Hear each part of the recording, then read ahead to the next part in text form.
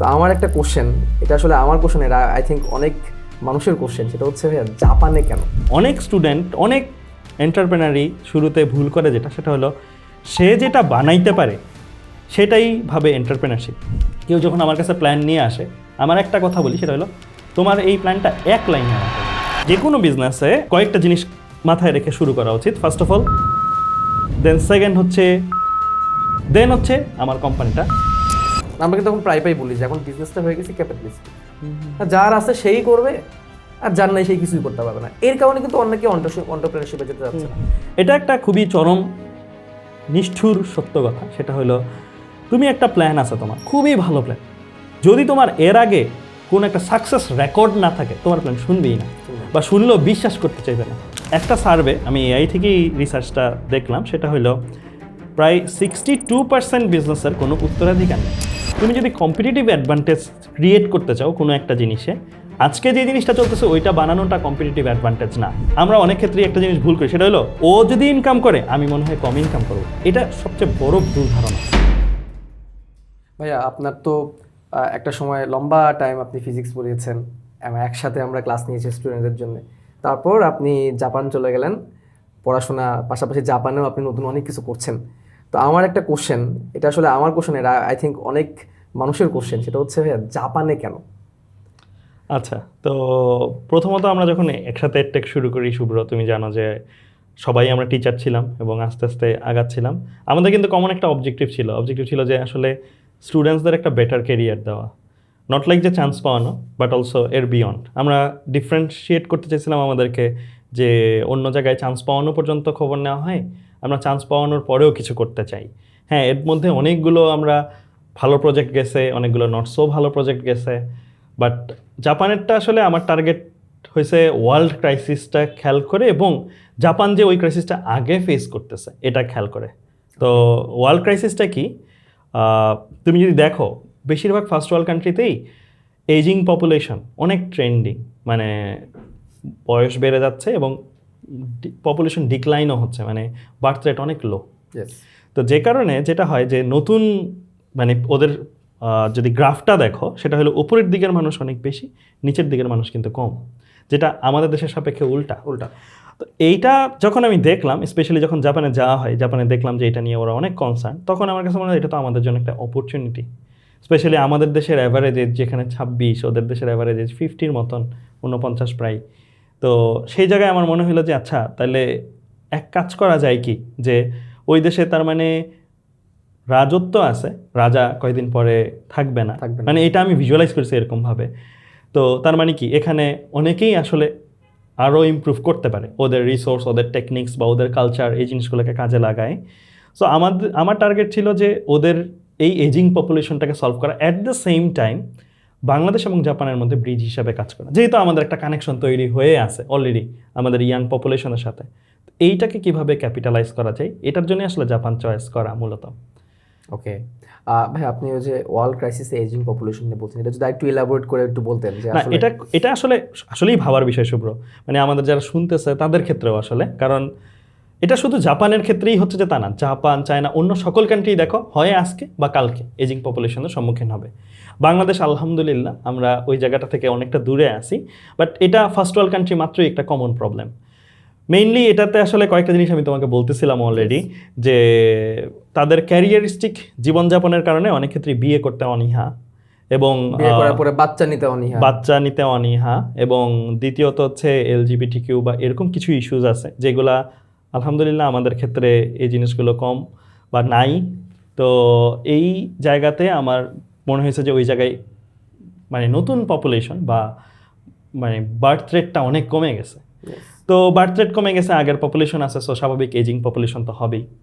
তো এটার ফলে না অনেকগুলো অপরচুনিটিও তৈরি হয়, অনেকগুলো তাদের ক্ষেত্রে ক্রাইসিসও তৈরি হয়। ক্রাইসিসগুলোর মধ্যে একটা খুবই ইন্টারেস্টিং, আমি জাপানে যদি ডেটা দিয়ে বলি, সেটা হলো জাপানের টোটাল বিজনেসের প্রায় 99.7% হচ্ছে স্মল অ্যান্ড মিডিয়াম এন্টারপ্রাইজ, মানে ক্ষুদ্র এবং মাঝারো টাইপের যে বিজনেসগুলো, ওই বিজনেসগুলোর বেশিরভাগ ওনারই এখন মানে শেষ বয়সের দিকে, 50+ এরকম জায়গায়, 50 তো কমই বললাম, 70+ এরকম আর কি। তো একটা সার্ভে, আমি এআই থেকেই রিসার্চটা দেখলাম, সেটা হলো প্রায় 62% বিজনেসের কোনো উত্তরাধিকার নেই। মানে তাদের পরে কে হাল না, ধরবে এরকম? উত্তরাধিকার নেই। তারা টাকা দিয়ে কনসাল্টিং ফার্মকে উত্তরাধিকার খুঁজতেছে। আচ্ছা। আরে তুমি বুঝতে পারছো সমস্যাটা কতটা ইউনিক? মানে যেটাকে বাংলাদেশে আসলে কারাকারি হয় বাবার সম্পত্তি আমি ভাইয়ের করবো, আমি সম্পত্তি করবো। নিয়ে, রাইট? তো ওখানে হচ্ছে মানুষ নাই, কেউ করবে বিধায়। তো ওরা অনেক ক্ষেত্রে কালচারালি এরকম যে টাকা আছে, টাকার কাছে বিক্রি করে দিবে এরকমও না, ওরা চায় যে ওদের বিজনেসটা সার্ভাইভ করুক, ভালো sustain করুক, একজন মানুষ সেটা ভালো একজন মানুষকে নিয়ে সেটা করা। তো এটা আমার কাছে একটা বিরাট স্কোপ মনে হয়েছে। বিরাট স্কোপ এই কারণে যে আচ্ছা ওদের একটা profitable business, running business, just কেউ এসে চালানোর মতন নাই, যে কারণে বিজনেসটা বন্ধ হয়ে যাচ্ছে। এটা মানে আমাদের দেশের ছেলেমেয়েরা তো ইজিলি ক্যাপিটালাইজ করতে পারে। তো সত্যি কথা আমার নজরটা ওই দিকে যে ওই বিজনেসগুলোর তো একটা ফিউচার কিছু করতে হবে। সো হোয়াই নট আমাদের দেশের ক্যাপেবল ছেলেমেয়েরা ওই বিজনেসগুলো লিড দেখ, ওই বিজনেসগুলোর সামনে এগিয়ে নিয়ে যাক। আর তুমি জানো অলওয়েজ আমি এসিএসএ বা সব জায়গায় আমার পার্সোনাল মিশনই হলো কোনো একটা মানুষকে এন্টারপ্রেনার বানানো। এটা আমি চেষ্টা করে গেছি মানুষের যে যে গুণগুলো আছে সেটাকে দিয়ে তাকে এম্পাওয়ার করা। এক্স্যাক্টলি। সো আমার কাছে মনে হয় যে ফিউচারে আসলে এন্টারপ্রেনারশিপ এখন কারেন্টলি অ্যাটলিস্ট বাংলাদেশে এন্টারপ্রেনারশিপ খুবই আন্ডার ভ্যালুড।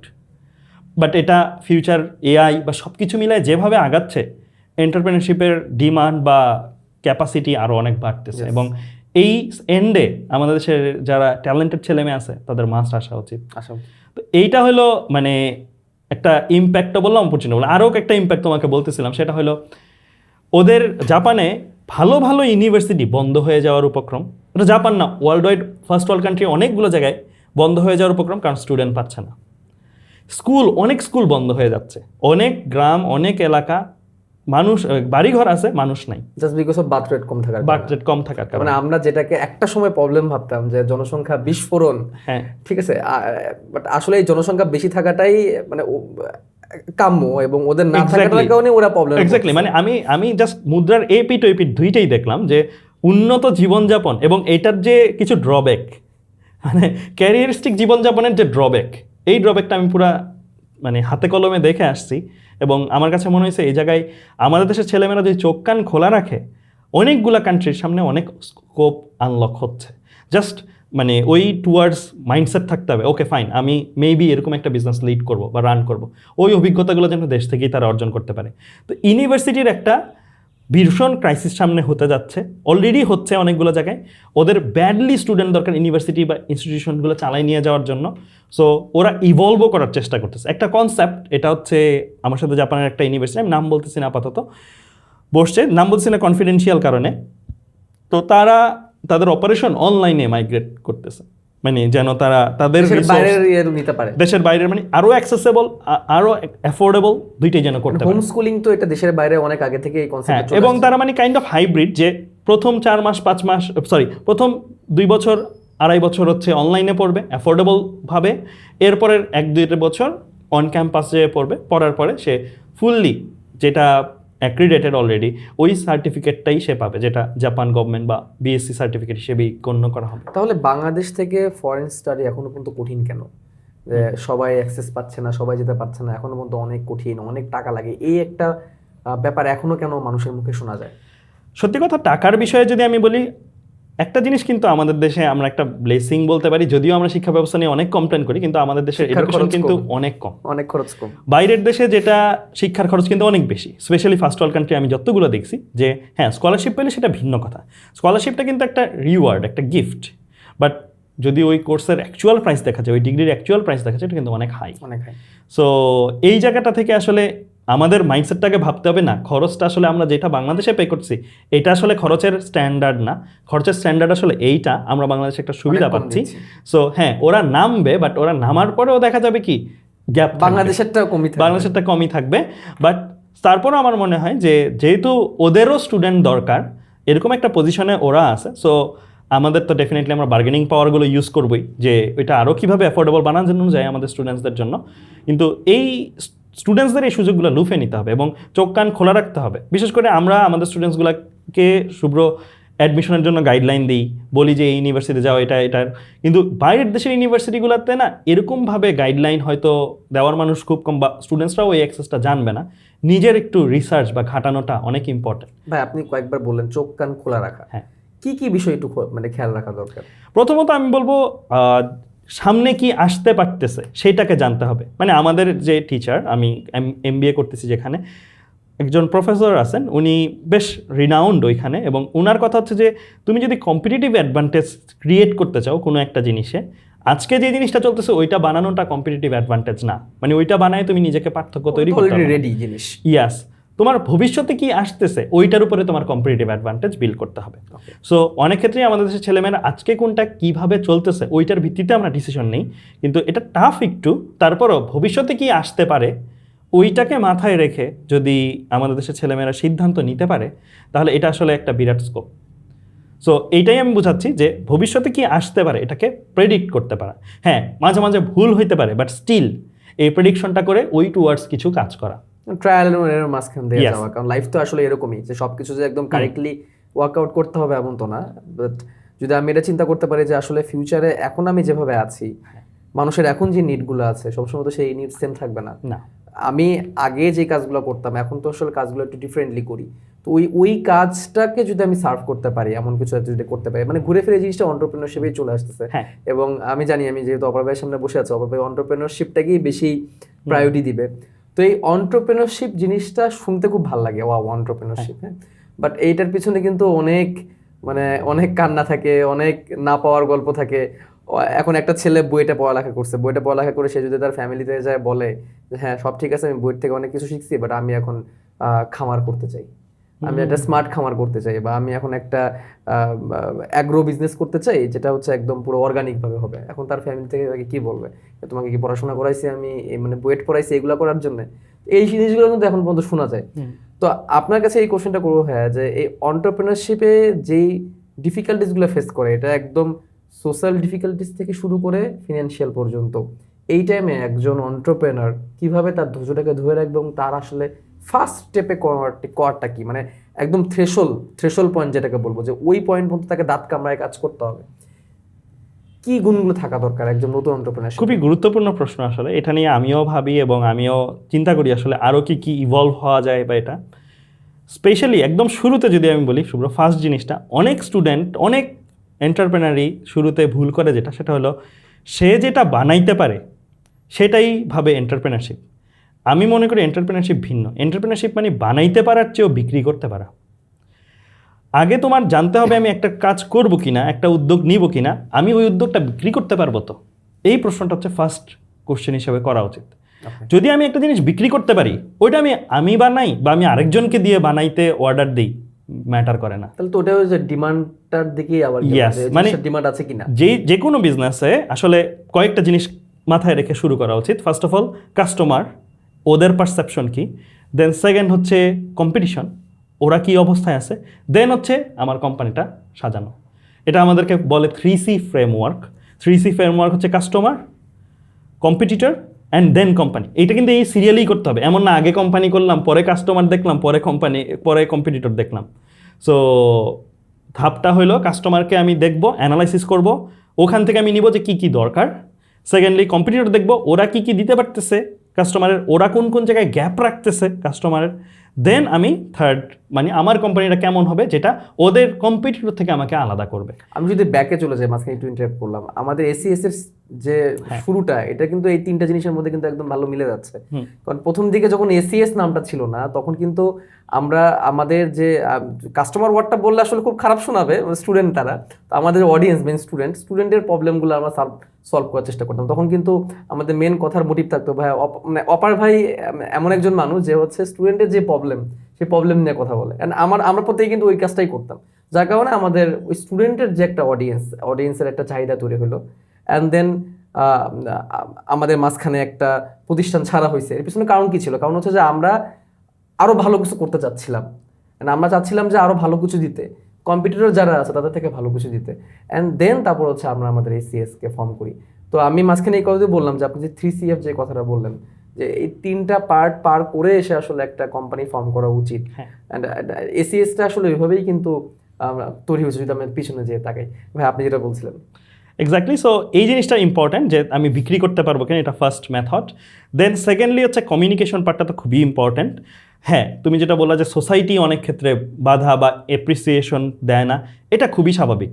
আমরাও যখন যে কোনো কিছু শুরু করছি, আমি আগে যেই বিজনেসগুলো করছি সেগুলোতে সবগুলো জায়গায় আমি সোসাইটি থেকে কখনো পজিটিভ পাইনি। এবং এইটা হচ্ছে একটা ভালো বিজনেস হবার সিমটম আমি মনে করি। আমি এটাকে সিমটম হিসেবে দেখি। কেন? যদি সোসাইটি বলে অলরেডি তোমার ব্যবসা শুরু করার আগে যে এই ব্যবসাটা ভালো করো, তার মানে এই ব্যবসাটা অনেকেই করছে, এই ব্যবসাটা সহজ, এই ব্যবসাটা মানুষ চিন্তা করতে পারতেছে, তার মানে এই ব্যবসাটা করা উচিত না আসলে। যেই ব্যবসাটা মানুষ বিলিভ করে না, তুমি বিলিভ করো, মোস্ট লাইকলি ওই ব্যবসাটাই সাকসেসফুল হয়। তাহলে ভাই আপনি এই ড্রিমটা তখন কিভাবে দেখবেন যে আপনি বিক্রি করতে পারবেন? এটাই হচ্ছে এন্টারপ্রেনারশিপ। সহজ কথা, এটাই এন্টারপ্রেনারশিপ। এই কারণে যে তুমি যেই জিনিসটা মানুষ ভিজুয়ালাইজ করতে পারে না, সেই জিনিসটা তুমি ভিজুয়ালাইজ করে বিক্রি করে ফেলতেছো। তো মানে মেইন টাফ কাজটা হচ্ছে বিক্রি করা। ইয়াস। আর সেখানে তো ভাই মার্কেটিং লাগবে। মার্কেটিং আরেকটা জিনিস। মার্কেটিং হচ্ছে তুমি বেসিক্যালি এমন একটা এনভায়রনমেন্ট ক্রিয়েট করতেছো, তোমার প্রোডাক্ট বিক্রি নিজের করা লাগে না, অটোমেটিক বিক্রি হয়। That's marketing actually. সো কিন্তু এখন তো মার্কেটিং বলতে যেটা বোঝায়, মানে আমি বিক্রি করা বলতে বোঝাচ্ছি যে অ্যাটলিস্ট তোমার যে কনসেপ্টটা বা তুমি যে ভিজুয়ালাইজ করছো, তুমি একটা ফিউচার ভিজুয়ালাইজ করতে পারো। এন্টারপ্রেনারশিপের সবচেয়ে ইম্পর্টেন্ট পার্ট যে তুমি একটা উদ্যোগ নিলা, ডেফিনেটলি তুমি একটা ফিউচারকে ইমাজিন করে উদ্যোগটা নিছো।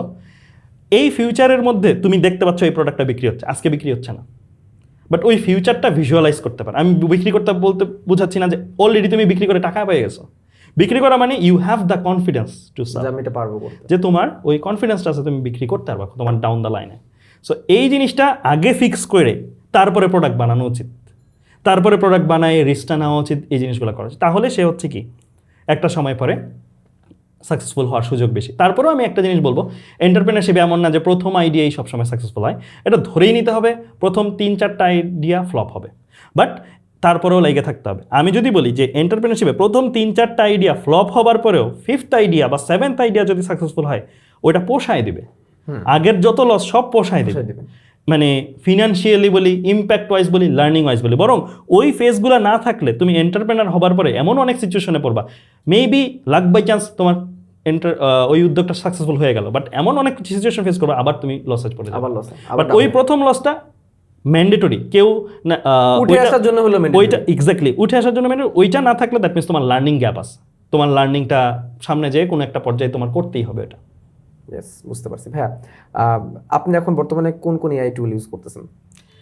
অনেকগুলা। তবে এখন আমি সবচেয়ে বেশি ফোকাস যে জায়গায়, এআই নিয়ে যেহেতু কথা বলতেছো, এআই এর আসলে ব্যাকগ্রাউন্ড একটু বলি। আমাদের যেহেতু অনেক স্টুডেন্টসরাই আমাদের কাছে শুনবে বা এরকম, অনেকে ভাবে কি এআই আসলে একটা জিনিস জেনারেট করার, মানে জেনারেটিভ এআই যেটা জেনারেট করার টুল, বাট এআই কিন্তু অ্যাকচুয়ালি ওই জায়গায় নেই, আরও অনেক দূর আগায় গেছে। স্পেশালি আমি জাপানেও যে প্র্যাকটিসগুলো দেখছি, জাপান অনেক লেট অ্যাডাপ্টার সবগুলো টেকনোলজির ক্ষেত্রে, বাট স্টিল আমি যেই জিনিসগুলো দেখছি যে লেট অ্যাডপ্ট করার পরেও ওরা এখন যেই জিনিসগুলো অ্যাডপ্ট করছে ওগুলো বাংলাদেশে নাই টোটালি। ওকে, তো আমি ধাপে ধাপে আসি। প্রথমত আগে বুঝতে হবে এআই জিনিসটা কোন জায়গায় কি। অনেকে যে ভুলটা করে সেটা হলো অনেকে নতুন করে এআই বানাইতে হবে। ভাই এলএলএম বানানো এইটা সার্থকতা না। অলরেডি মানে যারা এলএলএম বানাচ্ছে তারা ক্যাশ বার্ন করে বানাচ্ছে। এলএলএম বানাইতে পারার ক্যাপাবিলিটি, ওইটার কারণে কেউ তোমাকে টাকা দিবে না। যারা এলএলএম বানাইতে পারে তারাও টাকা পোড়াচ্ছে। তুমি যদি এক জায়গায় $20 দিয়ে একটা এআই সাবস্ক্রিপশন, দ্যাট মিনস তুমি যদি প্রপারলি ইউজ করো, তুমি অ্যাকচুয়ালি ওর $100 খরচ করাচ্ছ, মানে তুমি বেসিক্যালি ওকে লস করাচ্ছ, বাট স্টিল তোমার কাছে সে বিক্রি করছে, তোমাকে ইউজ টু করতেছে সে। সো এআই বানানো, এলএলএম বানানো, এই ধারণা যারা রাখে, হ্যাঁ যদি খুব ট্যালেন্টেড হয়, সে যদি একটা ইউনিক ধারা নিয়ে আসতে পারে যেখানে এআই এর যে কনজামশনটা হচ্ছে, মানে যে পাওয়ার কনজামশনটা হচ্ছে, এআই কিন্তু অনেক এনার্জি কনজিউম করে বাই দ্য ওয়ে। সো ওই এনার্জি কনজামশনটা তুমি রেভলিউশনারিভাবে কমাই নিয়েছো, দেন আমি বলবো গো ফর ইট। তুমি যদি রিসার্চার লেভেলে যাও, বাট তুমি যদি এন্টারপ্রেনার লেভেলে চিন্তা করো, এন্টারপ্রেনার লেভেলে না বানায় বরং এআইটাকে একটা গিভেন থিং ধরে নিয়ে ওইটার অন টপ অফ ইট জিনিসটা বানানো হচ্ছে এখন আমার মনে হয় সময়টা। তো তুমি বললা যে কি কি জিনিস ইউজ করি। তো ফার্স্ট অফ অল এআই কি করতে পারে, তুমি একটা কমান্ড দিলে একটা জিনিস তোমাকে করে দিতে পারে। আগে যেটা হইতো, আগে তুমি কম্পিউটার বা এগুলোকে কিন্তু লজিকও দিয়ে দিতে হইতো, কোন লজিকে তুমি করবা। এখন এআই আমাদেরকে যেটা করতে পারতেছে সেটা হলো লজিকটা ও ভাইবে নিচ্ছে, তুমি লজিকটাও ওর উপরে ছেড়ে দিতে পারতেছো। আমি এর পরের ধাপটা কি হইতে পারে সেটা চিন্তা করি। সেটা হলো তার মানে কি, আমি ওকে লজিক দিচ্ছি না, বাট আমি তো ওকে প্রম্পট দিচ্ছি বা ইনস্ট্রাকশন দিচ্ছি। বাট আমি ফিল করি যে এমন যদি এআই হয় তাকে ইনস্ট্রাকশনও দেওয়া লাগবে না, মানে সে ট্রিগার্ড হবে অটোমেটিক্যালি। এই টুলগুলা কী কী, আমি এগুলো ঘাটাইলাম, এগুলো ঘাটাই দেখলাম N8N, এরকম আরও অনেক টুল আছে। সো এই টুলগুলো কি তুমি লাইক টাইমের সাথে ট্রিগার দিয়ে দিতে পারো যে এই টাইমে এই ঘটনাটা ঘটে, এই ঘটনাটা ঘটলে তুমি এইভাবে ইয়েস এই ঘটনাটা ঘটলে তুমি এই অপারেশন এই লুপটা রাখো, ইয়েস মানে অটোমেশন প্লাস এআই জিনিসটা এরকম। সো এইটা আমার অনেক ফ্যাসিনেটেড করে। ওকে ফাইন, আমি হয়তো এই সময় এই কমান্ডটা দিলে ও এই কাজটা করবে, হোয়াট ইফ আমিই না থাকি জায়গাটার মধ্যে, ও নিজে নিজে এই কাজটা করবে, এনভায়রনমেন্ট হলে অটোমেটিক এই কমান্ডটা জেনারেট হবে। ইয়েস, মেবি আমার কাছে একটা এসএমএস আসলে ও এই ট্রিগারটা করবে, বা মেবি আমার কাছে এই জিনিসটা আসলে ও এই ট্রিগারটা করবে। সো এরকম অনেক টুল বানানো যায়, মানে এআই এজেন্ট বানানো যায়। সো আমি মনে করি আমাদের যারা স্টুডেন্টসরা আছে যারা এআই নিয়ে আসলে কাজ করতে চায়, আমি হাইলি রিকমেন্ড করবো এই টাইপের জিনিসগুলো শেখা, এআই এর ওয়ার্কফ্লো ডিজাইন করতে পারা, এআই এজেন্ট বানাইতে পারা, এই জিনিসগুলো শেখা। দো আমি এমবিএ পড়তেছি, আমার সাথে কম্পিউটার সায়েন্স ব্যাকগ্রাউন্ডের কোনো কানেকশনই নাই, বাট স্টিল আমাদের লাস্ট যে কোর্সটা গেছে ওই কোর্সে আমাদের টার্গেট ছিল তুমি ভাইভ কোডিং করো এবং তুমি এআই দিয়ে তোমার পার্সোনাল লাইফের ইউজ কেসের একটা জিনিস বানাও। আরেকটা ইম্পর্টেন্ট জিনিস এখান থেকে বলি, সেটা হলো আগে অ্যাপের ধারণা কি ছিল, ওয়ান অ্যাপ, একটা অ্যাপ বানাইতো মানুষ, ওই অ্যাপটা সবাই ফিট করতো, রাইট? কারণ আগে কিন্তু হ্যাঁ আমার হয়তো এই অ্যাপে একটা জায়গায় কমপ্লেন, লেটস সে আমার গুগল ক্যালেন্ডারের এটা এমন না হয়ে এমন হইলে ভালো হইতো, এরকম মনে হয় না মাঝে মাঝে? মনে হয়, কিন্তু সবাই ইউজ করতেছে, আচ্ছা আমিও ইউজ করতেছি। তো এরকম টুল টাইপের যে অ্যাপগুলা আমি যেটা দেখছি আমার ফ্রেন্ডরা জাপানে, ওরা অনেকেই নিজের টুল নিজে বানায়। ওর একটা ক্যালেন্ডার এরকম হওয়া উচিত, ও এটা ভাইব কোডিংয়ে লিখে ওই টুলটা বানায়, ওইটা ওর কাস্টমাইজ। কারণ কি আগে অ্যাপ বানানো এক্সপেন্সিভ ছিল, এখনও কমান্ড দিয়ে অ্যাপ বানায়, মানে আমার পার্সোনাল একটা অ্যাপ আমি বানাচ্ছি। এখন কিন্তু পার্সোনাল অ্যাপ বানানো, একটা সময় ছিল না পার্সোনাল পিসি, আগে কমার্শিয়াল ছিল, ইন্ডাস্ট্রিয়াল ছিল, এরপর পার্সোনাল পিসির যুগ, এখন কিন্তু পার্সোনাল অ্যাপের যুগ। আর তুমি তোমার জন্য পার্সোনাল অ্যাপ অলরেডি কমান্ড দিয়ে বানাইতে পারো, যেখানে তোমার ইচ্ছা মতো এই সব কিছু হবে। হ্যাঁ, যেইগুলো কমিউনিটি ড্রিভেন সেইগুলো অ্যাপ হয়তো থাকবে। তো এর জন্য আমি বলবো যারা এন্টারপ্রেনার হইতে চাই তারা টুল বিল্ড করার চেয়ে তারা টুল বিল্ড করবে ফার্স্ট অফ অল, বাট শুধু টুল বিল্ড করার চেয়ে সে ওই টুলটাতে একটা কমিউনিটি সার্ভ করবে, এটা ইম্পর্টেন্ট। কারণ কমিউনিটি তুমি একটা হোল্ড করো, এআই হয়তো তোমার কমিউনিটিটা আইনে তোমাকে থেকে নিতে পারবে না, ওই কমিউনিটিটার একটা মূল্য আছে, ইটসেলফ একটা নেটওয়ার্ক ইফেক্ট আছে। বাট তুমি যদি একটা টুল বিল্ড করো, এটা তোমার এই কাজটা করে দেয় দৈনিক, এটার সাথে অন্য কোনো মানুষের সম্পর্ক নাই, ওই প্রোগ্রাম বা ওই অ্যাপগুলা আসলে এখন কমান্ড দিয়েই বানানো যায়।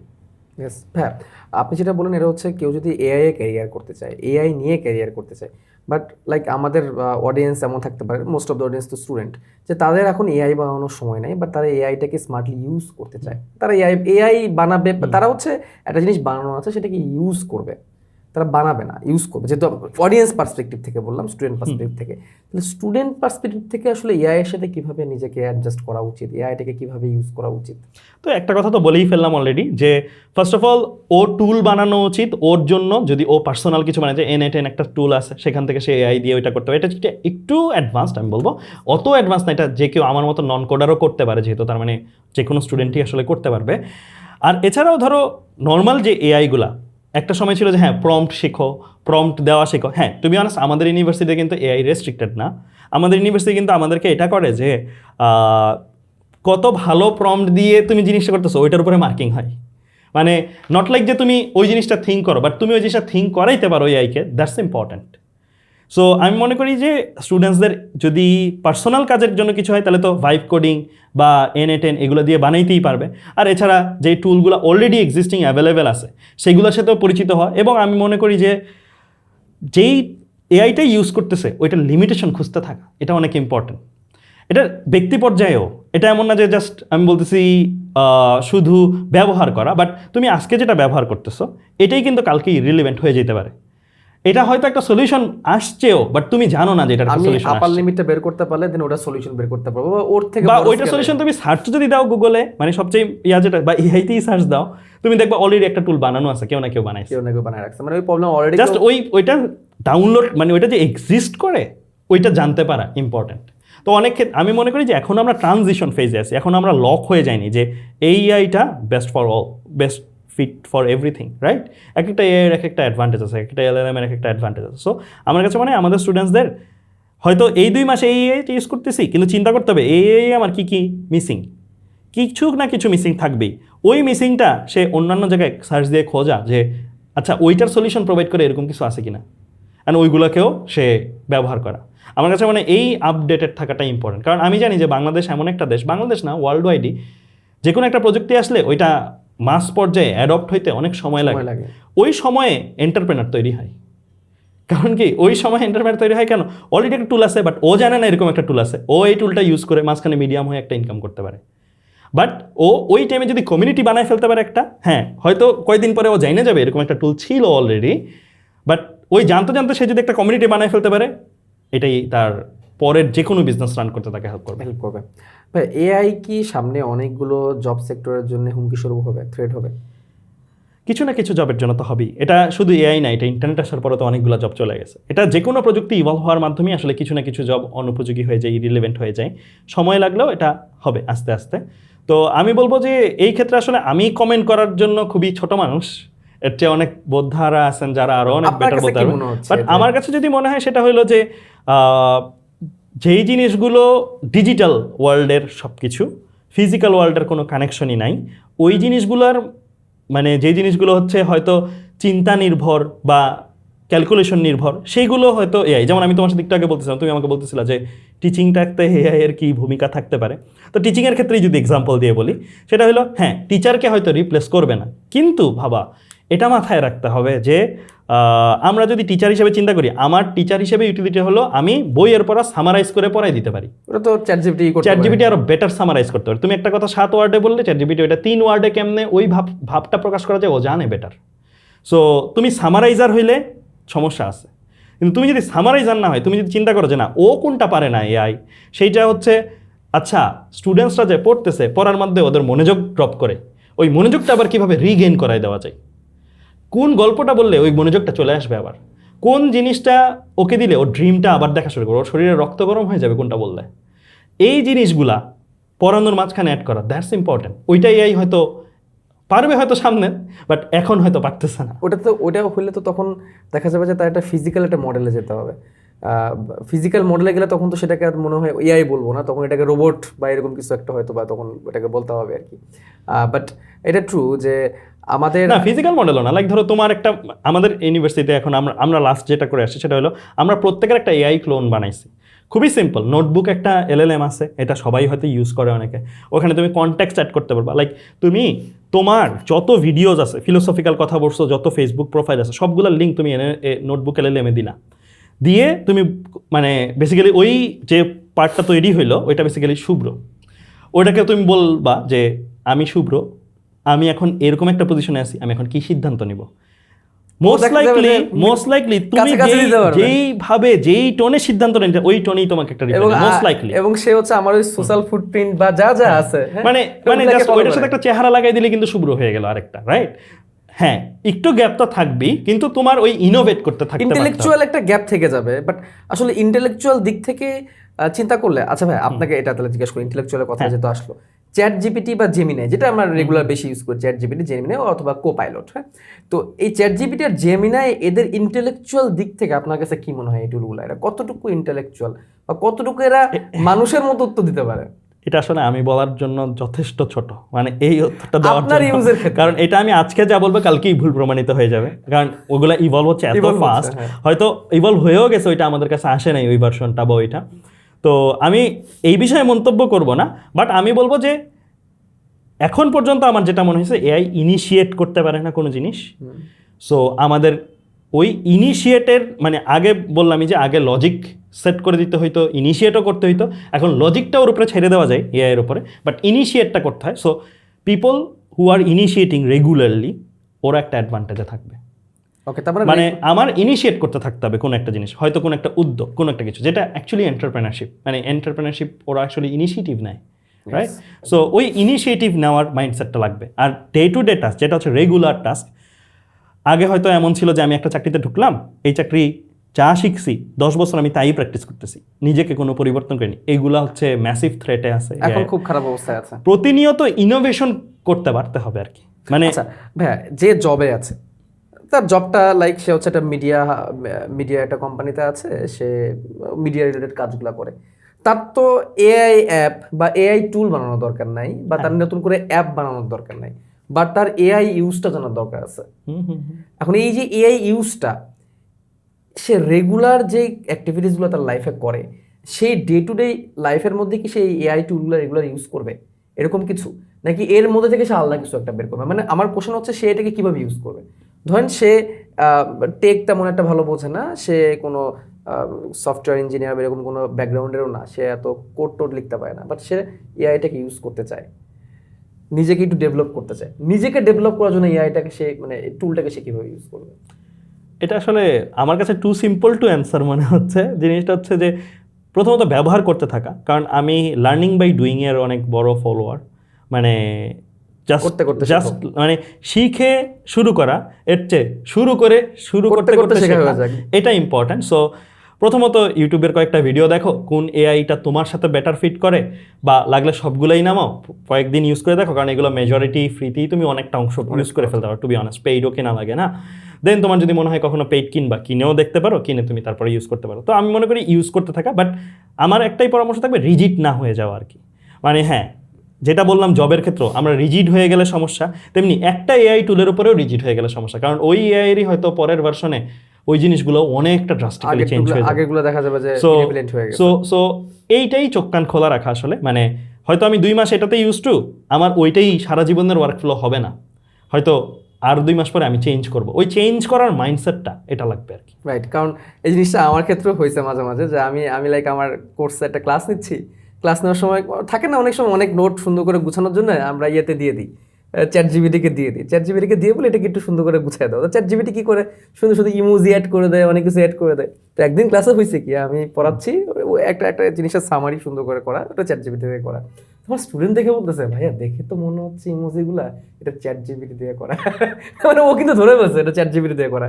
তো তখন আমার মনে হলো, আচ্ছা এখন তাহলে মনে হয় আমার এবার টুল চেঞ্জ করতে হবে, অন্য টুল ইউজ করতে হবে, যাতে করে বুঝতে না পারে। না, এটা কনস্ট্যান্টলি ডেভেলপমেন্টের জিনিস, ওরাও যেমন ডেভেলপ করছে আমাদেরও আসলে ওই ডেভেলপমেন্ট। আমি ওই কোশ্চেনটা কেন করলাম যে একদম বেসিক ইউজ কেসের ক্ষেত্রে, কারণ ভাই সবাই তো আসলে ওই কম্পিউটার ব্যাকগ্রাউন্ডের না। এবং আপনি দেখেন ম্যাক্সিমাম মানুষ কিন্তু স্মার্টফোন বলতে কি বোঝে, একটু ফেসবুক ইউজ করবো, একটু রিলস দেখবো, দ্যাটস ইট। তো তাদের জন্য এখন একটা এআই টুল বানায় সেখানে নিজের অ্যাপ বানাবে, এটা কিন্তু অনেক বড় একটা চিন্তা। এতদিন সে আসলে এআইটাকে ইউজ করুক। কারণ আমার কাছে মনে হয়েছে as a student, as a biology student and as a biology teacher পড়ানোর চেষ্টা করি আর কি, আমার কাছে মনে হয়েছে যে আমার লাইফটাকে অনেক ইজি করে দিচ্ছে এআই টুলসগুলো, এআই অ্যাপগুলো।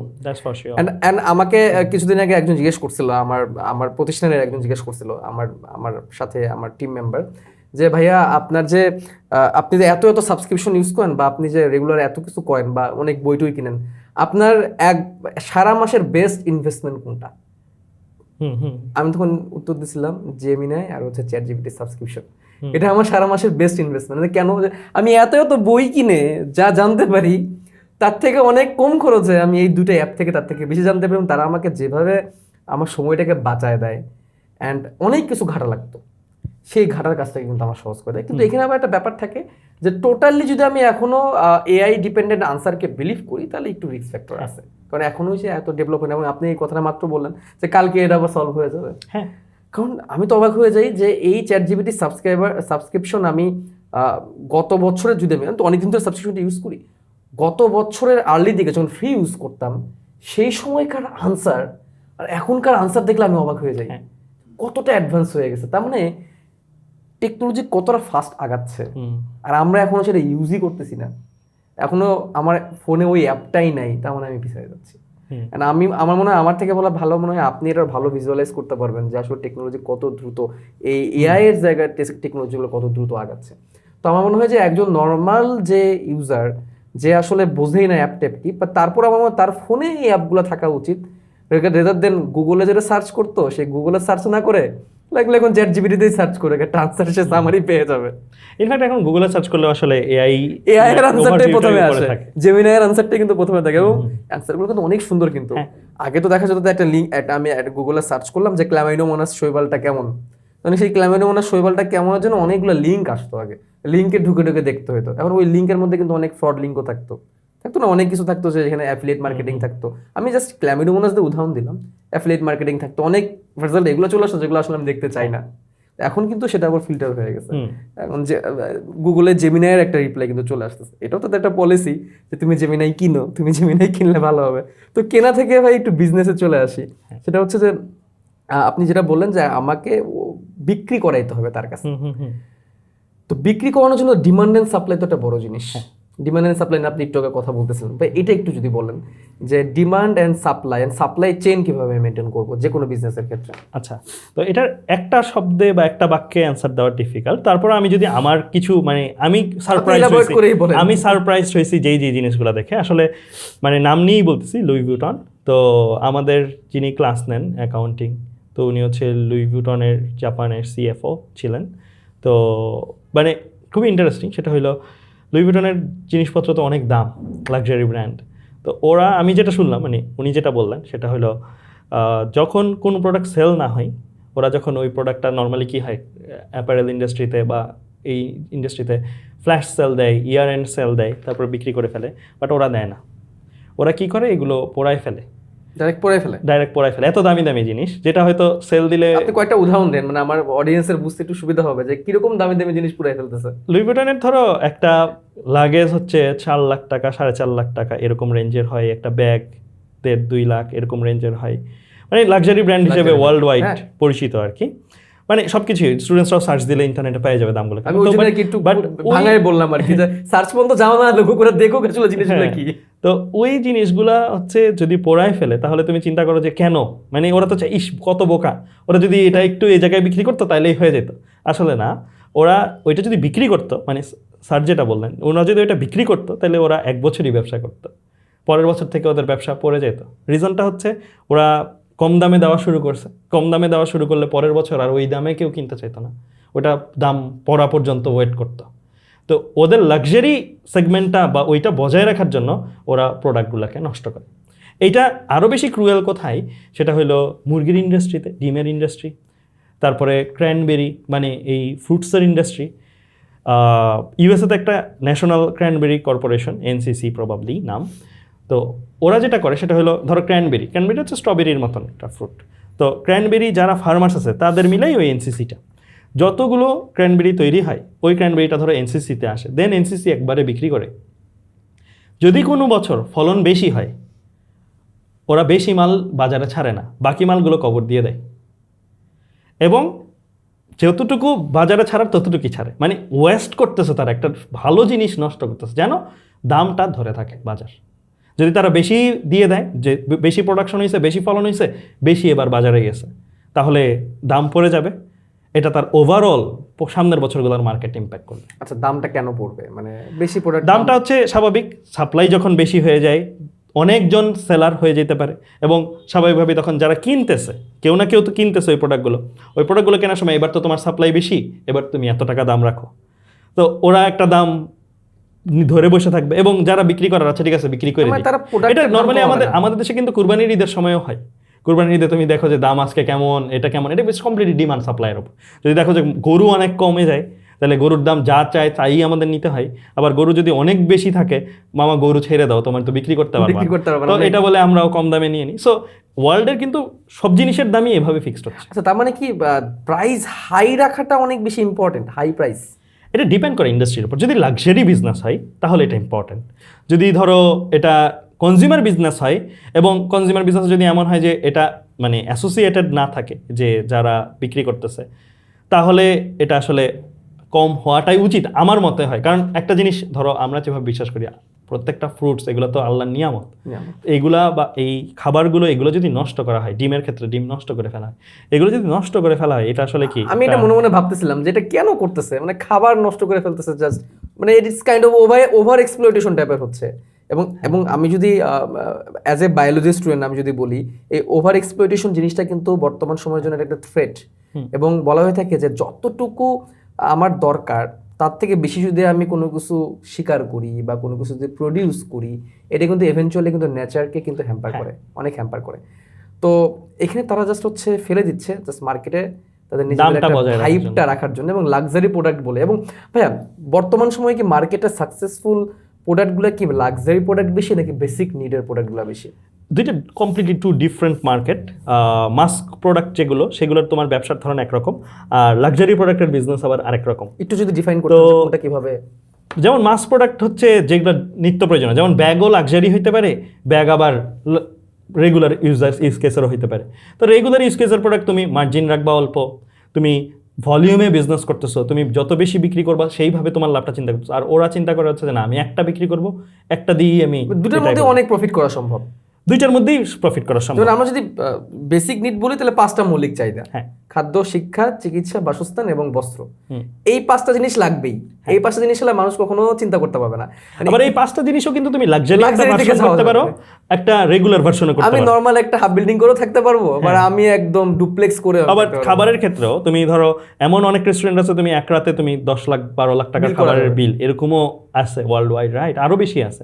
তো সবগুলোরই আসলে দুইটা সেগমেন্টই, দুইটা চিত্রই আছে আসলে। তার মানে আসলে ডিপেন্ড করতেছে আমি যেটা করতেছি সেটাকে আমি এন্ডোমেটে আপনার এই কথাটাই আসতেছে, আমি পাবলিককে খাওয়াইতে পারবো কিনা, একদম যে কারণ বাংলায় বললাম। কারণ এখানে কিন্তু সত্যি কথা মানুষ ব্যাগ কেনে না, মানুষ খাবার কিনে না, মানুষ আসলে স্ট্যাটাস কিনতে চায়। স্ট্যাটাস কিনা, হ্যাঁ। সো তার পারসিভ ভ্যালুটা হচ্ছে ওই খাবার থেকে না, তার পারসিভ ভ্যালুটা হচ্ছে ডিফারেন্ট। লাইক আমি এই জিনিসটা কিনছি, এই যেমন যারা লাক্সারি জিনিস কেনে নর্মালি কেন কেনে, রিজনটা হচ্ছে Satisfaction. ধরো তুমি একটা লাক্সারি কার কিনছো, ওই লাক্সারি কারটা দিয়ে তুমি একটা বিজনেস মিটিংয়ে যাবা, তুমি ওই বিজনেস মিটিংয়ের ডিলটা যত টাকায় ক্র্যাক করতে পারবা, তুমি যদি একটা রেগুলার গাড়ি দিয়ে যাও অথবা বাইক দিয়ে যাও, তাহলে হয়তো ওই বিজনেস ডিলটা তুমি ওইটাকে ক্র্যাক করতে পারবে না। তো সে হ্যাঁ ওই গাড়ির দাম হওয়া উচিত প্রোডাক্টের হিসাবে, কম্পোনেন্টের দাম হিসাবে যদি চিন্তা করি, হয়তো দাম হওয়া উচিত লেটস সে 10 লাখ টাকা, বাট ওই গাড়িটা তুমি কিনছো 1 কোটি টাকা দিয়ে, তুমি 90 লাখ টাকা এক্সট্রা পে করছো।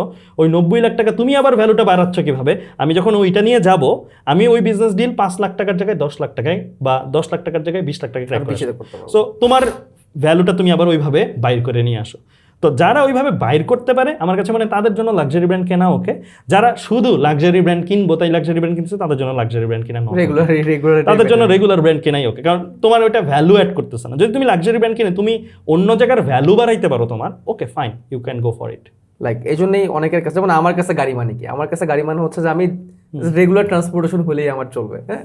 আমি আমি আমি যাবো, জাস্ট আমি আমার কাজ করব, বা লাইক আমি যেখানে পড়াইতে যাচ্ছি আমি আমার ইনস্টিটিউশনে যাবো, ক্লাস নিয়ে আমি চলে আসবো। তো আমার জন্য একটা টয়োটা এক্সে হইলেও চলবে। বাট এখন আমার বিজনেসটা যদি ওই লাইনের হইতো যে না এখন আমাকে লাইক সে আমার রিয়েল এস্টেটের ব্যবসা করতে হবে, তো সেখানে তো আমি এখন টয়োটা এক্সিও নিয়ে ব্যবসা করতে গেলে তো আমার জন্য টাফ হয়। যেখানে আমার হ্যাঁ ঠিক আছে ওকে, মানে এখানে আমার প্যারো লাগবে বা একটা মার্সিডিজ লাগবে, সো কোড আমি বললাম আর কি। তার মানে দুইটা আরেকটা জিনিসও তোমাকে এখানে বলি, সেটা হলো যে লাক্সারি আর মাস মার্কেটের ক্ষেত্রে, মাস মার্কেটের কিন্তু ট্রেন্ড আছে, এই যে তোমার সাথে বলতেছিলাম আমি, সেটা হলো মাস প্রোডাক্টগুলোর ক্ষেত্রে একটা সময় পর্যন্ত যে কোনো প্রোডাক্টই তুমি যদি দেখো শুরুর দিকে কেউ বানাইতে পারে কেউ বানাইতে পারে না, যে বানাইতে পারে সেই ব্যবসা করছে, সেই কিং ওই ব্যবসার। এরপরে কি হয়ে যায়, বানাইতে পারে এবং কোয়ালিটি সহকারে বানাইতে পারে, যে কোয়ালিটি সহকারে বানাইতে পারতেছে সে কিং, শুধু বানাইতে পারাটাই আর যোগ্যতা না, কোয়ালিটি সহকারে বানাইতে পারাটা যোগ্যতা। এরপরের ফেজে ব্যবসাটার ওই প্রোডাক্টের লাইফ সাইকেলে কি হয়, সেটা হলো তুমি বানাইতে পারতেছো, তুমি কোয়ালিটি বজায় রাখতেছো এবং তুমি কম খরচে দিতে পারতেছো, তাইলে তুমি লাক্সারি ব্র্যান্ড, কস্ট সরি তাহলে তুমি মার্কেটের কিং। এরপরে হচ্ছে তুমি ফোর্থ, এখন যে জিনিসটা নর্মালি হচ্ছে ফোর্থ ফেজে আমরা যেটা দেখতেছি সেটা হলো তুমি বানাইতে পারো, তুমি কোয়ালিটিতে বানাইতে পারো, তুমি কম খরচেও দিতে পারো এবং তুমি ফ্লেক্সিবিলিটিও অফার করতে পারো। তো এটার খুবই ইন্টারেস্টিং জিনিস হচ্ছে তুমি মোবাইলগুলোর দিকে থাকো, তুমি গাড়িগুলোর দিকে থাকো। মোবাইল প্রথমে হচ্ছে খালি ফোন দেওয়া যায়, এটাই যথেষ্ট ছিল মোবাইল বিক্রি করার জন্য, রাইট? এরপরে কি ফোন দেওয়া যায়, মানে নোকিয়ার পিরিয়ডটা আর কি, ফোন দেওয়া যায় প্লাস পড়লেও ভাঙে না, কোয়ালিটি ভালো, রাইট? এরপরে কি মানে যে আদার যে ব্র্যান্ডগুলো তৈরি হয়েছে স্যামসাং বা ওগুলোর ক্ষেত্রে যেগুলো ছিল ফোন দেওয়া যায়, কোয়ালিটিও ভালো, আবার অনেক ক্ষেত্রে কষ্ট কম, শাওমি বা এই ফোনগুলোর ক্ষেত্রে আবার এক্সট্রা কিছু ফ্যাসিলিটিসও আছে ইন্টারনেট আর এখন যেটা ফোর্থ কেসে সেটা হলো ফোর্থ জিনিস হিসেবে ফ্লেক্সিবিলিটিটাও অ্যাড হয়েছে। এখন কিন্তু তুমি কোন বিজ্ঞাপনে দেখবা মোবাইলের যে ফোন দেওয়া যায় এটা বলতেছে, রাইট? সবগুলোতে বলতেছে যে এটাতে ক্যামেরাও আছে, এত মেগাপিক্সেল ক্যামেরা, মুভিও শুট করতে পারো, মুভি লাইক মুভি বানাই ফেলা যাবে, রাইট? সো ফ্লেক্সিবিলিটিটা মোর হাইলাইটেড। গাড়ির ক্ষেত্রেও তাকাও, আগে তো একদম প্রথম ভার্সন অফ গাড়ি ছিল, এরপরের গাড়িগুলো হ্যাঁ এরপরের গাড়িগুলো হচ্ছে জার্মান কার, মানে ওরা লিড করছে, ওদের জার্মান মানে কি ইউরোপিয়ান কার, ওদের ক্ষেত্রে কি ছিল যে কোয়ালিটিও ভালো এবং ডিল করতে পারতেছে। আর তারপরে হচ্ছে জাপান ইন্ডাস্ট্রিটা এরপর ডমিনেট করা শুরু করলো, ওরা বেসিক্যালি কোয়ালিটিও আনছে, দেন বানাইতেও পারে, দেন ইয়াটাও আনছে, এই যে কস্ট লিডারশিপটাও আনছে। জাপানের গাড়িগুলোই খুব কম খরচে দেওয়া শুরু করছে, ওরা কমের মধ্যে মানুষ গাড়ি এফোর্ড করতে পারতো। এখন ফোর্থের ক্ষেত্রে কিন্তু চাইনিজ গাড়িগুলো শুধু গাড়ির মধ্যে সীমাবদ্ধ না, গাড়ির মধ্যে অসংখ্য ফিচার আছে, ওরা ফ্লেক্সিবিলিটি অফার করে অ্যাকচুয়ালি। এমন না যে তুমি একটা স্কিপ করে আরেকটা অ্যাড করলা, ওইগুলোকে মাথায় রেখে ফোর্থটা অ্যাড করলা, তাহলে তুমি অ্যাকচুয়ালি লেয়ার বাই লেয়ার যেতে হবে। এমনকি এডটেক ইন্ডাস্ট্রিতেও কিন্তু তাই, এডটেক ইন্ডাস্ট্রিতে তুমি দেখো আগে ক্লাস নিতে পারলেই ভর্তি হতো, তাই না? এখন এরপরে কি ক্লাস নিতে হবে, কোয়ালিটি সহকারে ক্লাস নিতে হবে। আবার এখন কি ক্লাস নিতে হবে, কোয়ালিটি সহকারে নিতে হবে এবং দামও কম থাকতে হবে। এরপরে হয়তো ক্লাস নিতে হবে, কোয়ালিটি সহকারে নিতে হবে, দাম কম থাকতে হবে, আরো কিছু সুবিধা দিতে হবে, আরো সুবিধা দিতে হবে, ওইটা নিয়ে এখন কাজ করতে হবে। ভাই এডটেকে যেহেতু আসলো, এডটেকের ফিউচার আপনার কাছে কেমন মনে হয়? খুবই টাফ কোশ্চেন করলাম। না, আমার কাছে তো ভালোই মনে হয়, সত্যি কথা। ভালো মনে হয় কি, যদি কেউ ধরো এডটেকটাকে শেপ করতে পারে, আমার কাছে মনে হয় কি, আমি জানি না কেন, আমার পার্সোনাল জিনিস যে কোনো কিছু বানাইলে ওইটাই বিক্রি করা সম্ভব বাংলাদেশে। এটা ভালো হোক খারাপ হোক বিক্রি করা সম্ভব, মানে কেন জানি আমার এই কনফিডেন্সটা কাজ করে বাংলাদেশের ক্ষেত্রে।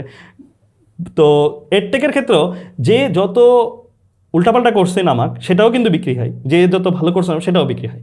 কখনো 100% মনোপলি আমার মনে হয় না সম্ভব, এবং এটা উচিতও না, এটা উচিত কম্পিটিশন থাকবে না, কম্পিটিশনও থাকবে না। সো সামনে আমার কাছে মনে হয় যে আমি যেটা পার্সোনালি এখন চিন্তা করি সেটা হলো আমাদের সাথে যারা আছে এডটেকের অন্যান্য প্ল্যাটফর্ম, আমি অ্যাকচুয়ালি তাদের গ্রোথ নিয়ে চিন্তা করি এবং তাদেরকে গ্রো করাইতে হেল্প করি।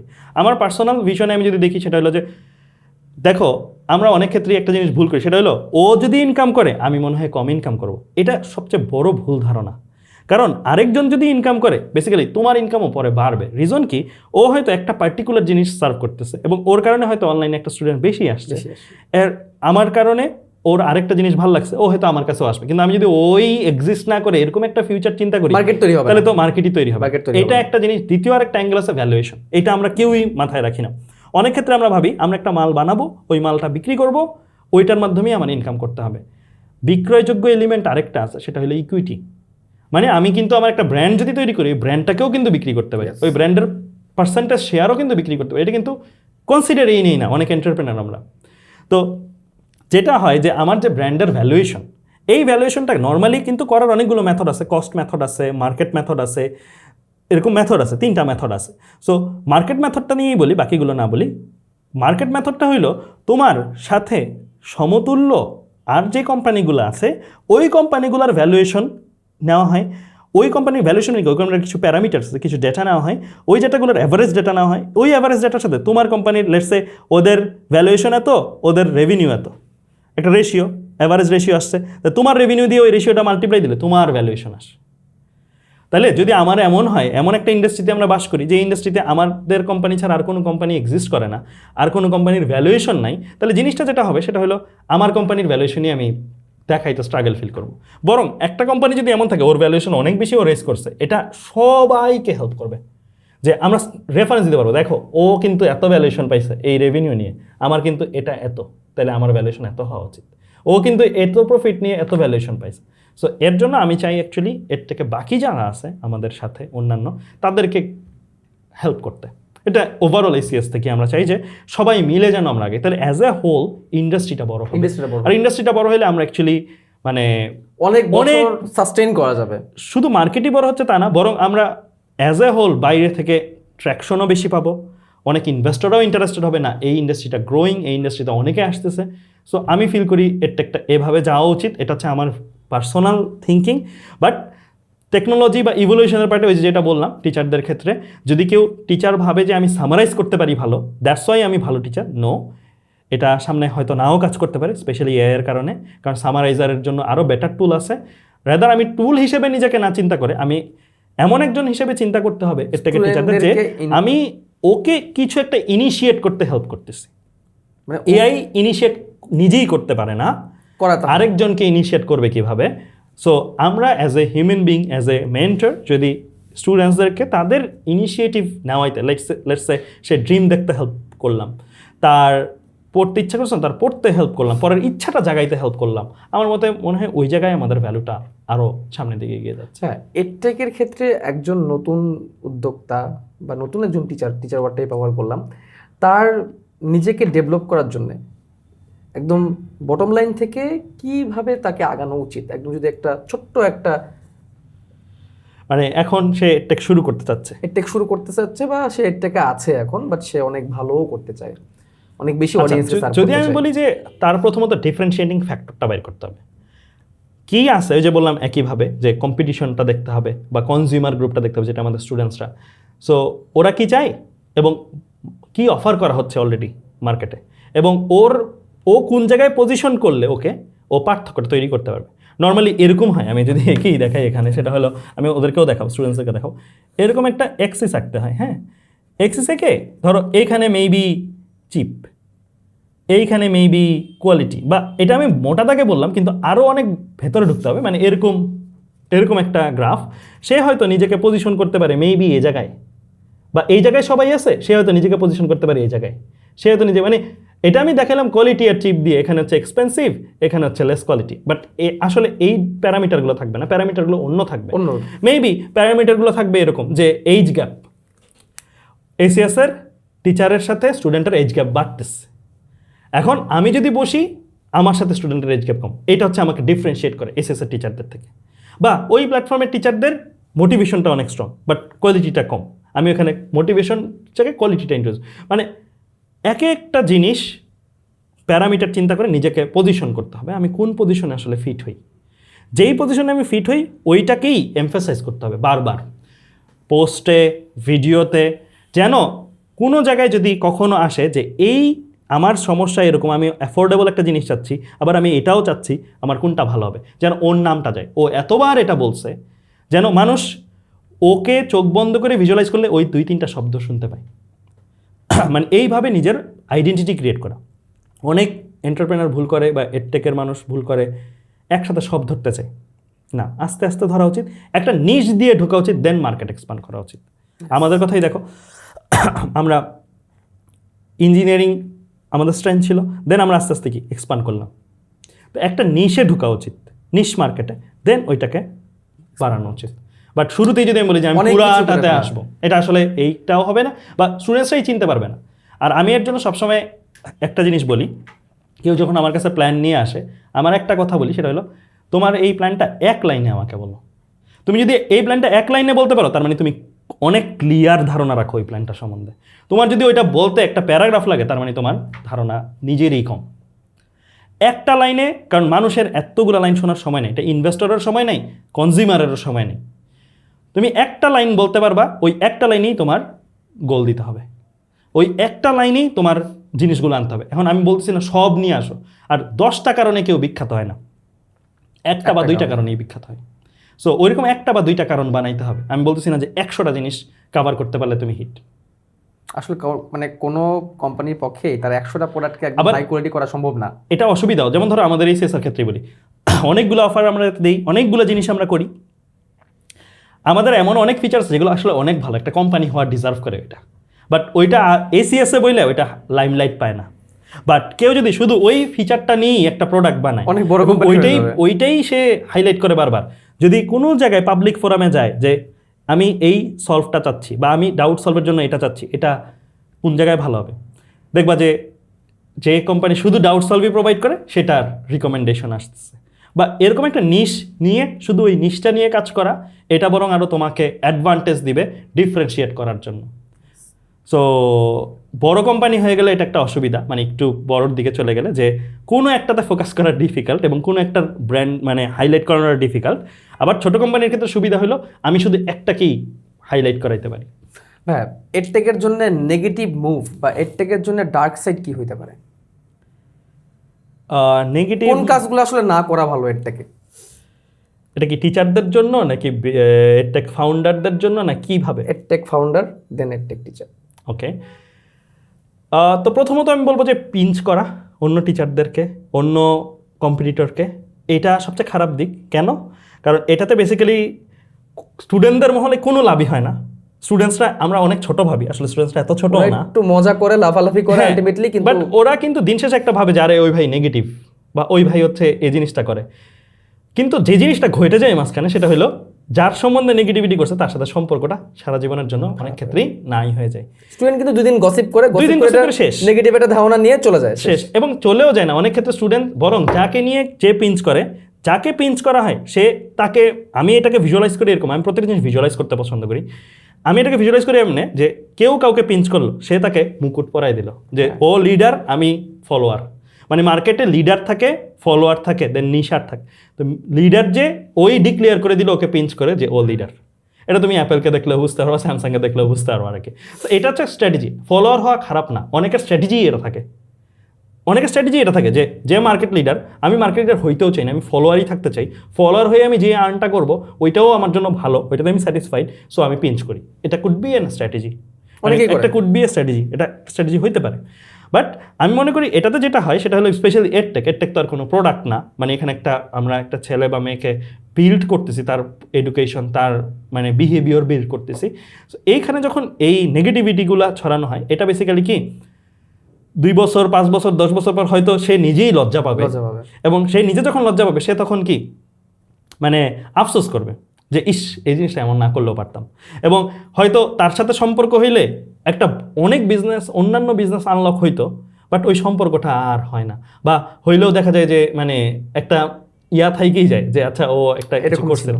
সো এইটা আমি মনে করি একটা মেজর রং মুভ এডটেকের কোনো টিচার বা ফাউন্ডারদের অন্য কাউকে পিঞ্চ করা। বরং আমি মনে করি যদি আরেকজনকে প্রশংসা করে, এটা বেসিক্যালি ওকে অনেক উপরে ওঠে। উপরে। মানে আমরা হয়তো মাপতে পারি না, ওইটা কোয়ান্টিফাই করতে পারি না যে কতটুকু উপরে উঠাইলো, কিন্তু দ্যাটস ফর শিওর যে ও উপরে উঠছে এবং ওর ইমেজ, ওর ব্র্যান্ড ভ্যালু সব কিছুই উপরে উঠছে। সো প্রশংসা করাটা একটা খুবই গুড স্ট্র্যাটেজি, যে তুমি প্রশংসা করে দিলে, আর প্রশংসা করতে তোমার কিছু দিতে হচ্ছে না। কিছু দিতে হচ্ছে না। তুমি প্রশংসা করে সম্পর্কটাও ভালো করলা, দ্বিতীয়ত স্টুডেন্টসরাও ভালো করলো, না ভাইয়া হচ্ছে ভালো মনের। সো এইটা আমি মনে করি যে আমি জানি না কেন অনেকে এই মিস্টেকটা করে। শুধু শুধু আসলে আরেকজনের পিছনে লেগে তো কোনো লাভ নেই। হ্যাঁ, রেদার দেন ভালো বললে আলটিমেটলি একটা সম্পর্ক ভালো তৈরি হয়, অ্যান্ড ওই সম্পর্ক সুবাদে দেখা যায় কি আরো অনেক ভালো ভালো দিকে মানে অন্যদিকে চলে যাওয়া যায়, অনেক ভালো ভালো দিকে চলে যাওয়া যায়। তা আমার এখনো মতো মনে পড়ে আপনার সাথে আমার কিন্তু ফার্স্ট মিটটা হয়েছিল কিন্তু কাইন্ড অফ একটা কমেন্টের একটা ছোটখাটো একটা তর্কাতর্কির মধ্যে। হ্যাঁ, না আমি আবার মনে রাখি না, এটা সমস্যা নাই, কিন্তু আমি বলছি যে আদার বা বাকি সবার ক্ষেত্রে অনেকেই এটা নিতে পারে না, বা অনেকেই এটা পরে আর সম্পর্ক ঠিক করে না না। না ওই দিন যদি আমি ওই দিনের কথায় চলে আসি 2021 সালের ওই সময় যদি আপনার সাথে আমার একটা ঝগড়া শুরু হয়ে যেত, হ্যাঁ। বা আপনি যদি আমার সাথে ঝগড়া শুরু করতেন, তাহলে তো আজকে এখানে একসাথে বসা হইতো না। ঠিক আছে, তো এই জন্য আমার মনে হয় যে এটা একটা ভালো মুভ, যে অন্যকে বরঞ্চ অন্যকে উঠায় দাও, অন্যকে উঠাই দিলে বরঞ্চ সে হ্যাঁ। এখান থেকে ভালো কিছু। মানে আপনার মধ্যে আমি জিনিসটা সহজ দেখছি যে আপনি চেষ্টা করছেন যার যেটা গুণ আছে তাকে সেই গুণটা দিয়ে তাকে উঠাই নিয়ে আসা। হ্যাঁ, ক্যাপিটালিস্টিক দুনিয়ার একটা ব্যাপার নিয়ে আপনি একটু কথা বলছিলেন যে বিজনেসগুলো এখন এমন ভাবে যাচ্ছে যে আপনি ওই যে দেশের উদাহরণ দিয়ে বলতেছিলেন, তো এই জিনিসটা আসলে বিজনেসের ক্ষেত্রে কতটুকু হয়? ক্যাপিটালিস্টিক জিনিসটা, ক্যাপিটালিস্টিক থটটা আমরা কিন্তু এখন প্রায় বলি যে এখন বিজনেসটা হয়ে গেছে ক্যাপিটালিস্টিক, যার আছে সেই করবে আর যার নাই সেই কিছুই করতে পারবে না। এর কারণে কিন্তু অনেক এন্টারপ্রেনারশিপে যেতে যাচ্ছে না। অনেকে এটাও মনে করে যে এডটেকের বিজনেসটা এখন মানে ওই তো ক্যাপিটালিস্টিকের দিকেই চলে গেছে, যার আছে সেই পারবে বাট অন্য কেউ পারবে না। আসলে এটা কি ট্রু? আসলে এটা ট্রু, এবং এটা আমারও চিন্তার বিষয়। এটা অনেক ক্ষেত্রে আসলে এটা হয়ে যায়। সো আমি যদি আরেকটু ব্রডভাবে বলি, সেটা হলো এখন দেখছো কিনা ট্যারিফ এগুলো নিয়ে অনেক কথা হচ্ছে, তারপরে ট্যাক্স ভ্যাটের বিষয়গুলো নিয়ে কথা হচ্ছে। এটাও যদি বলি, কান্ট্রিও কিভাবে এটা প্রমোট করতেছে ক্যাপিটালিস্ট জিনিসগুলো, ট্যাক্স আর ভ্যাট, এটা হয়তো আমাদের স্টুডেন্টসরা অনেকেই জানে বা জানে না। আমি একটু বলি, ট্যাক্স বেসিক্যালি তুমি আর্ন করতেছো, তোমার ইনকামের উপরে একটা ট্যাক্স হইতে পারে, বা কোনো একটা জিনিস নিয়েছো ওইটার উপরে বা প্রফিটের উপরে ট্যাক্স হইতে পারে। মানে ধরে নাও আপাতত ট্যাক্সটা ইনকামের সাপেক্ষে রিলেটেড, তোমার ইনকাম বেশি তুমি ট্যাক্স দিবা বেশি, তোমার ইনকাম কম তুমি ট্যাক্স দিবা কম। আর ভ্যাট হইলো তুমি একটা জিনিস কিনতেছো, কনজিউম করতেছো, ওইটার সাথে সাথে তুমি একটা ট্যাক্স দিচ্ছ, ভ্যালু এডেড ট্যাক্স আর কি। তো এখন বলো তো কোনটা আসলে মানে বেশি হওয়া ভালো, কোনটা কম হওয়া ভালো, মানে কোনটার ইম্প্যাক্টটা কি? ট্যাক্স তো চাইলে এখানে কম বেশি একটা ব্যাপার স্যাপার আছে, আমি কতটুকু ইনকাম করতেছি তার উপরে একটা কম বেশি ব্যাপার স্যাপার আছে, বাট ভ্যাট তো আমাকে দেওয়াই লাগতেছে। এক্স্যাক্টলি, ভ্যাট বাড়লে তো আমার অলওয়েজ লিভিং এক্সপেন্স বেড়ে যাবে। এক্স্যাক্টলি। এই জিনিসটাই অনেকগুলা কান্ট্রি কি করতেছে, ট্যাক্স কমাচ্ছে আর ভ্যাট বাড়াচ্ছে। তো ভ্যাট বাড়লে কি হয়, আসলে ভ্যাট বাড়লে সবার দিতে হয় এটা, মানে যে রিক্সা চালক তারও এটা পে করতে হচ্ছে, যে 1000 কোটি টাকার মালিক তারও এটা পে করতে হচ্ছে। কারণ আমি তো এমন না যে আমার পেট এত বড় যে আমি 1000 কোটি টাকার মালিক, আমি অনেক কিছু খাবো। তার কনজামশন দেখা যাবে যে হ্যাঁ সে দামি জিনিস কিনতেছে, বাট স্টিল দেখা যাবে যে ভ্যাটের পরিমাণটা সবারই বিয়ার করতে হয়। আর ট্যাক্সটা হলো কি, যারা ইনকাম করতেছে তাদের বেশি বিয়ার হয়। তো ট্যাক্স কমানোর অর্থ হইলো তুমি ওই কান্ট্রিতে বড়, মানে তুমি একটা কান্ট্রির লিডার, তুমি ওই কান্ট্রিতে ট্যাক্স কমাই দিছো, ভ্যাট বেশি, তুমি বড় লোকদের অ্যাট্রাক্ট করছো, তুমি চাচ্ছ ওই কান্ট্রিতে বড় লোকরা আসো। বেশিরভাগ কান্ট্রি দেখবে এখন এটা করতেছে। দুবাই বা এগুলোতে কেন বড় লোকরা বেশি? কারণ এখানে ট্যাক্স দিতে হয় না, সো ওইখানে ওরা বেশি যাইতেছে বড় লোকরা, কারণ আমার এখানে ট্যাক্স আমার দিতে হবে না। হ্যাঁ, ভ্যাট কিন্তু ওদের মানে প্রোডাক্টের দাম কিন্তু ভালোই, মানে এমন না যে লিভিং এক্সপেন্স কম, লিভিং এক্সপেন্স ভালোই, কিন্তু ব্যাপার হচ্ছে লিভিং এক্সপেন্স তার দেশেও তার ছিল, বাট এখানে ট্যাক্সটা মানে তার ইনকাম হয়তো 1,000 কোটির ট্যাক্স নিয়ে তো অনেকটা চলে যায়, সো ওইটা তার নিচ্ছে না, এটা তার জন্য অনেক ওইখানেও বেশি। যাচ্ছে এখানেও যাচ্ছে। আর ভ্যাট বাড়ানো মিন্স হচ্ছে মানে সহজ কথায় গরিবদের পেটে লাথি বাড়া, মানে সহজ কথা হচ্ছে সবাইরই অ্যাকাউন্টেবল করা। সো ক্যাপিটালিস্ট ওয়ার্ল্ড কেন আরও, কারণ বেশিরভাগ ক্ষেত্রেই আসলে বেশিরভাগ পলিটিশিয়ানসরাই অনেক ক্ষেত্রে বিজনেসম্যানদের দ্বারা কন্ট্রোল অনেক ক্ষেত্রে। সো যে কারণে তুমি দেখবা যে এটা ওয়ার্ল্ড ওয়াইড সবগুলো কান্ট্রিতেই ট্যাক্সের পরিমাণটা কিন্তু আস্তে আস্তে মানে রিলেটিভলি কম এবং ভ্যাটের পরিমাণটা কিন্তু বাড়াচ্ছে বড়লোকদের অ্যাট্রাক্ট করার জন্য। সো এইটা একটা খুবই ক্রুয়েল চিত্র যে এটা হচ্ছে। এবং হ্যাঁ, এখন এইটা থেকে বাইর হওয়ার উপায় কি, খুব সহজ কোনো উত্তর নাই, but you need to create something. মানে তুমি যদি ম্যাট্রিক্স থেকে বাইরে চাইতে চাও, তোমার কিছু একটা ক্রিয়েট করতে হবে। আর আরেকটা জিনিস আমি একটু বলতে চাই, সেটা হলো আমি কয়েকদিন আগে লিঙ্কডিনেও এটা নিয়ে পোস্ট দিয়েছিলাম, সেটা হলো এটা একটা খুবই চরম নিষ্ঠুর সত্য কথা। সেটা হলো তুমি একটা প্ল্যান আছে তোমার, খুবই ভালো প্ল্যান, যদি তোমার এর আগে কোনো একটা সাকসেস রেকর্ড না থাকে, তোমার প্ল্যান শুনবেই না, বা শুনলেও বিশ্বাস করতে চাইবে না। বাট তুমি এর আগে একটা ভালো সাকসেসফুল কিছু করছো, তুমি একটা খুবই ফালতু একটা প্ল্যান নিয়ে আসছো, মোস্ট লাইকলি তোমার ওই ফালতু প্ল্যানেও মানুষ ইনভেস্ট করবে। মানে আমি এটাকে ওয়ার্ডিং করি এভাবে, if you want to be someone you have to be someone. মানে তোমার কিছু কেউ তোমার যদি কাউকে হইতে হয়, মানে to be someone you have to be someone, মানে তোমার অলরেডি কেউ হয়ে মানে ওই ক্যাপিটালিস্টিক দিকেই আবার ঘুরে ফিরে যাওয়া লাগবে। এটা ট্রু, মানে এটা ট্রু। এখন বলতে পারো যে তাহলে ওই প্রথম সামওয়ানটা কেমনে হবে, আমি পরের সামওয়ানটা হওয়ার জন্য আগে সামওয়ান হয়ে থাকতে হয়, কিন্তু প্রথম সামওয়ানটা কেমনে হবে? প্রথম সামওয়ানটাই সবচেয়ে ব্রেক থ্রু মোমেন্ট আর কি একটা মানুষের। মানে আমি চিন্তা করি যে আমরা সবাই একটা ম্যাট্রিক্সে বসবাস করতেছি, ওই ম্যাট্রিক্স থেকে বাইর হওয়ার মোমেন্টটা ওটা হচ্ছে প্রথম ব্রেক থ্রুটা। প্রথম ব্রেক থ্রুটা যে করতে পারবে, পরে সে যাই হাত দিবে, বলে না যে ও যা হাত দেয় তাই গোল্ড হয়ে যায়। সো এটা আসলে মানে রিপল ইফেক্টের মতন আর কি, যে বেসিক্যালি তোমাকে বিলিভ করছে, পরের বার বেশি বিলিভ করছে মানুষ, পরের বার এরপরের বার আরও বেশি বিলিভ করছে। সো মানে এটা বাড়তেই থাকে, অ্যাম্পলিফাই হতে। বলে না যে প্রথম 1 কোটি টাকা কামানোটা কঠিন, 1 কোটি টু 10 কোটি টাকা একটু কঠিন, 10 কোটি টু 100 কোটি একটু কম কঠিন, 100 টু 1000 তারপরে মানে আসতেই থাকে। খুব ফাস্ট হয়ে যায় আর কি। সো এই জায়গাটা হচ্ছে তোমার কি মানে একটা, আমি বলবো যে এটা জগতের একটা নিয়ম, বা জগৎ এখন এইভাবে চলতেছে। বাট আমি এটা পার্সোনালি আমার কাছে মনে হয় এটা ইনজাস্টিস, এটা অসমতা তৈরি করে, but this is how it is. এভাবেই চলতেছে, কারণ দুনিয়া ক্যাপিটালিস্টিক। এটা আমি গুগলে সার্চ করলেও পাবো, আমি যদি বই পড়ি তাহলে দেখবো যে এইভাবেই আসলে চলে আসতেছে। আর সবচেয়ে ক্রুয়েল পার্ট আরেক জায়গায় এটা ঘটে কি, কেউ একজন বড়লোক হয়ে যাওয়ার মানে কিন্তু আরেকজন একই কামাইলেও গরিব হয়ে যাওয়া। হ্যাঁ, এটা হয়তো বড় সোসাইটিতে আমরা মেজার করতে পারি না, বাট অ্যাকচুয়ালি এটাই। ধরো আমরা এই রুমেই দুইজনই আছি, এখানে ধরো কিছু জিনিস পাওয়া যায়, লিমিটেড জিনিসপত্র পাওয়া যায়, তোমার ইনকাম অনেক বেশি হয়ে গেল আমার চেয়ে, আমি আর তুমি সমান ইনকাম করি, তোমার অনেক বেশি হয়ে গেল। তুমি কি করবা? ওই সেম জিনিসটাই বেশি দাম দিয়ে কেনা শুরু করবা। কেন বেশি দাম দিয়ে কেনা শুরু করবা? কারণ তুমি চাইবা যে আরেকজন যেন না কিনতে পারে। তো তখন যেটা হবে সেটা হলো আমার বাইং পাওয়ার কমে গেছে, আমি গরিব হয়ে গেছি। এটা কিন্তু ওয়ার্ল্ডে, আমি দুইজন দিয়ে বলা ইজিয়ার, কিন্তু এটা ওয়ার্ল্ডে অ্যাকচুয়ালি ঘটতেছে। আর সবচেয়ে আমার কাছে যে জিনিসটা লাগে সেটা হলো অ্যাকচুয়ালি এনভিডিয়া, ওপেন এআই, তারপর ওদের যে ওখানে আমি তোমাকে ইনভেস্ট করছি, তুমি আমার আবার টাকাটা ইনভেস্ট করছো, মানে টাকা রোল করতেছে, মানে কি 2-3 বার কাউন্ট হচ্ছে টাকাটা। মানে লাইক আমি তোমাকে যেটা ইনভেস্ট করছি, তুমি আবার ওইটা থেকে আমার থেকে প্রোডাক্ট কিনলে, বেসিক্যালি কি আমি দেখাইলাম আমার বিক্রি করছি, আমি টাকা ঘুরলো, আমার রেভিনিউ, টাকা ঘুরলে আমার টাকাই আমার কাছে আসছে, কিন্তু মাঝখান দিয়ে আমার ভ্যালুয়েশন বাড়ছে, মাঝখান দিয়ে আমার রেভিনিউ বাড়ছে, মাঝখান দিয়ে আমার এগুলো। সো এই কারণে জিনিসটা আসলে কি মানে একটু ডিফিকাল্ট। এখানে বড়লোক খালি বড়লোকই হচ্ছে। হ্যাঁ, এন্ড ওই যে ওই ম্যাট্রিক্স ভাঙাটাই এখন আছে মেইন বিষয়। না আমি এর জন্যই আমাদের বাংলাদেশে যারা স্টুডেন্টসরা আছে তাদেরকে এটাই সাজেস্ট করি, ইয়াং এন্টারপ্রেনারশিপে আসার জন্য। মানে হয়তো সে যেই চাকরিটা তার বাবা মাকে করে আসতে দেখছে, ওই চাকরিটা ইনাফ হবে না, অ্যাটলিস্ট সে যেই ড্রিমটা দেখতেছে ওইটার জন্য ইনাফ হবে না। মানে তার যদি ড্রিম দেখা হয় যে সে এরকম একটা জিনিসে যাবে, সে ওয়ার্ল্ড কাপ খেলা দেখতে যাবে, এই ইউএসএ তো ওয়ার্ল্ড কাপ খেলা দেখতে যাও না, কত টাকা খরচ? আমি যতটুকু শুনছি 7 দিনে কয়টা ম্যাচ জানি দেখাবে, 40 লাখ টাকার মতন খরচ। সো সে ওই ড্রিম কীভাবে পূরণ করবে? মানে এটা তো ইম্পসিবল। তো হয়তো তার মধ্যে এই ড্রিমটা আছে, একটা খেলা দেখবে, একটা বাড়ি বানাবে, একটা মা বাবাকে কিছু গিফট করবে, বা মা বাবাকে হজে নিয়ে যাবে, বা হোয়াট এভার, এরকম যত ড্রিমই থাকুক না কেন, এই ড্রিমগুলোও যদি সে পূরণ করতে চায়, এন্টারপ্রেনারশিপে আসা উচিত। হ্যাঁ, ফেল করবে উঠবে, কিন্তু একটা সময় তো সফল হবে, একটা সময় তো সে আসলে ড্রিমগুলো পূরণ করতে পারবে। আর আমার কাছে মনে হয় যে এই বাচ্চাটাই ডিজায়ার করা উচিত, যদি সে অ্যাকচুয়ালি মানে তার dream fight and struggle, trial and এররের মাঝখানে বাচ্চাটাই আসলে বেটার। রাদার দেন আমি একটা কমফোর্ট লাইফে চলে গেলাম, একটা কমফোর্ট জোনের মধ্যে তো আসলে অ্যাচিভ করা যাবে। আমি এটাও মানে বিলিভ করি। আমি হ্যাঁ অনেকগুলো চাকরি ভালো, বাট বেশিরভাগ চাকরি আসলে আরও বড় গ্যাম্বলিং রাদার বিজনেসের চেয়ে।